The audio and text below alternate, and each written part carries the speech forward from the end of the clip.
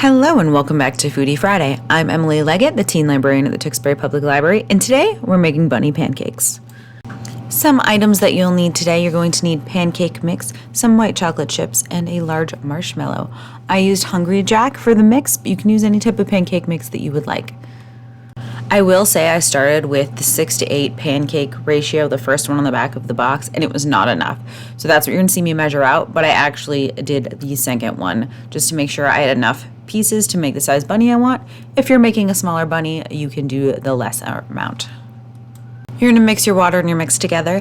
It will still be a little bit lumpy, but you want to get a majority of the bumps out.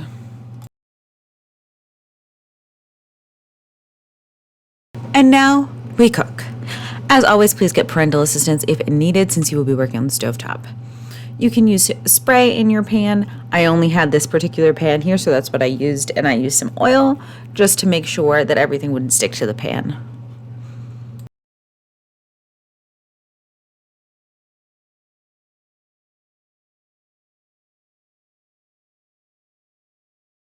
First things first, we're going to make little bunny feet. So you're going to take the smaller amount of mix to make 2 little circles or ovals out of your pancake mix. So what you want is, this will be the smallest pancakes on your bunny. So whatever size you're making, make sure you do this proportionately.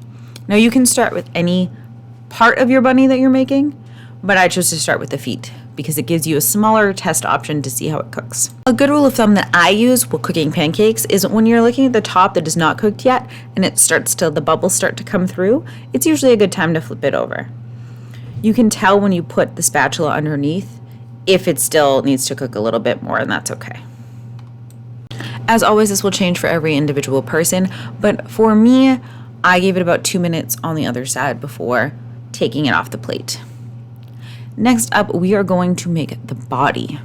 And again, in thinking about this, you're making it proportionate to your bunny. So you want it a little bit larger than those feet, right? So the feet can sit on it, but you also realize you're gonna have to make a head as well. So just a regular circle pancake.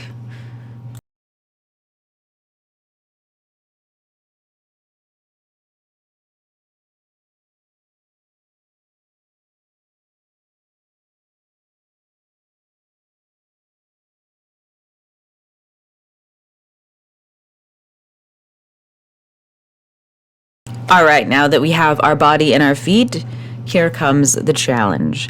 Next, you are going to make your bunny head with your bunny ears. I started by making a round pancake and then using my spoon to drop down the ears. I will say, if you have a squeeze bottle that you can use, it is much easier than just using a spoon. But if not, this will work. And of course, you can use your spoon or whatever you're putting your pancake onto the plate with to adjust the shape as you go. You'll see I do that a little bit. Now the fun part, we put our bunny together. That is our finished complete bunny head. You're going to see that I add the body on top of it and move it around to get it the size that I like, and then put our little feetsies on. Next, you're going to do some toppings to make it look a little bit more like a bunny. I used white chocolate chips. You can use regular chocolate chips. You can use whatever you'd like. I put those on the feet so they have the little toe beans.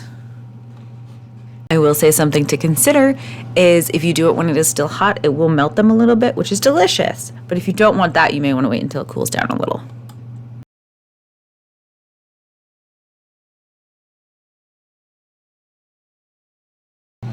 Next up, you are going to get a giant marshmallow, and that is going to be your bunny tail. I will say there's an option not included here where you can cut up a slice of banana to be the foot pad on the bunny, but you do not have to do that. That is optional. And there you have it. You have your very own bunny pancake. Thank you so much for joining us for this month's Foodie Friday. As always, this is a monthly event that you can sign up for at tewksburypl.org or just watch the videos here on our YouTube channel.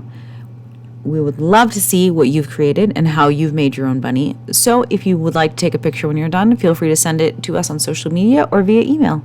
Thanks so much. We'll see you next time.